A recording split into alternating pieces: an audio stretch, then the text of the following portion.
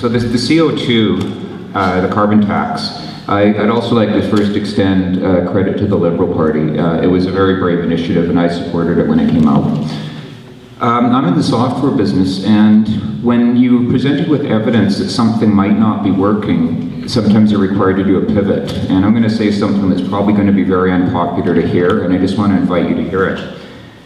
We saw in the beginning of the question there was a claim that over $1 billion has been raised. 800 million of that was given back to corporations in tax breaks. It's on page 61 to 66 of the BC provincial government.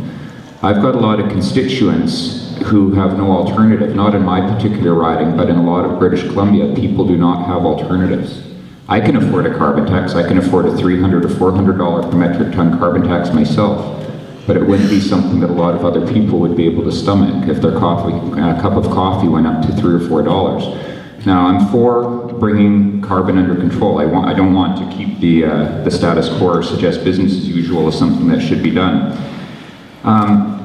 If there is a carbon tax, I believe, first of all, the loopholes in it should be closed.